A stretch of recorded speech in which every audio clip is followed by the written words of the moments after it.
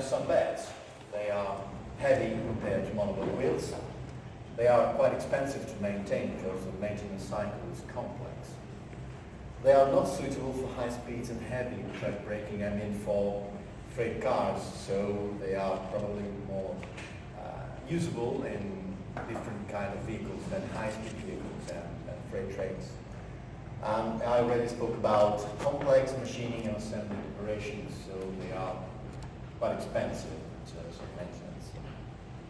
Nevertheless, they have some pros, some good things to mention, such as if we remove the track braking, so the thermal input from the tyre, it is not possible to lose the tyre. And this makes interesting the solution in case we can, therefore, reduce the thickness of the tyre, which is so high because of keeping the interference even after long drag braking. If we remove the drag braking made by tread brakes, we can reduce the thickness. In case the new maintenance cycle that I'm going to describe in a few minutes is applied, probably we can get the infinite wheel center life and the infinite axle life that they are designed for. We should not forget that when we have a worn tread in a monoblock wheel, we put to waste, we scrap the entire wheel, and this is certainly a waste of money and material and so on, even if we can recycle steel as many times as we want, of course. So we had an idea last year, and we gave a paper to a conference in Spain where we rethought about the way conventional tire wheels are designed, and this comes from the beginning of the railways, when we had belt and pulley lathes and very limited technological resources to machine and to assemble mechanical parts.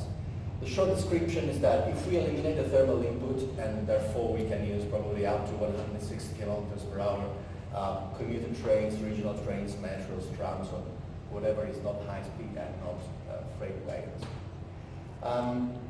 We replace the cylindrical mating of the surfaces, which is based on friction after all. Because if the tire does not displace laterally on the wheel center, it's because of friction, not anything else. But instead we use a positive coupling, as we call it in mechanical engineering. We can have a better safety, as we will see. And the retaining ring can be removed. And this has a great impact, and it simplifies considerably the maintenance cycle. The overhaul strategy changes accordingly. And this means that the tire, when it's worn or badly damaged, for example, for wheel flats, has to be removed only by heating it with a laser or induction systems or flames, whatever. But it cannot be removed by cutting, for example, with saws or something like that. It can damage the wheel center. And in that case, we can install new, fully machined tires on the wheel center without performing any other mechanical operation. So no chips are produced. We don't use any lathes or any other machine. This is a screenshot from a video that you can get on YouTube, where it's a workshop in the US, I believe, where a tire is removed in 15 minutes by using an induction heating cable. It's a coil effect, and so the tire is heated and it falls down, and you can remove the tire very simply. And different workshops do it in different ways, as I said before, with burning flames or other things, but in this way the wheel center is not damaged and there is no need to re-machine it. With this induction system, which is very inexpensive, I may say, the good thing is that this operation, that is tire removal, can be done at any time and everywhere. So you don't have to send your wheelset to a specific wheelset repair shop. You can repair even in the middle of nowhere, in the most remote workshop or depot you can think about.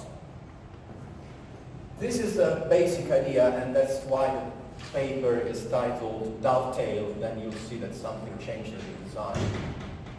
The basic idea was using a 300 degrees Celsius maximum temperature of heating of a tire that is allowed by the old UIC regulations. And by using ISO standard system of tolerances, you see that with a T7 S8 coupling, you can get the same interference that you have always got until today. And you have a positive coupling, but you see a dovetail, in fact, in this design.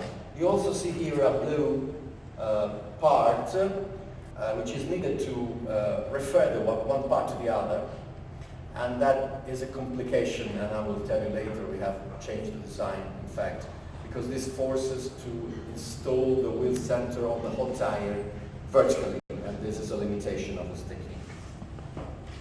Another problem of that technique is that when you have lateral forces in all curves, so to the gauge side of the wheel set, this area of the wheel center is rather soft, so it's not very stiff radially, and therefore the tire can move laterally with a relatively low, between inverted commas, lateral force. So we changed the design, so we reverted it. We put it upside down on head over heels, as you prefer, dovetail, and it was made in two different shapes. One with a circular arc, this means we call it toroidal coupling, and the other one was with an asymmetric dovetail coupling, and both of them, we have a smile.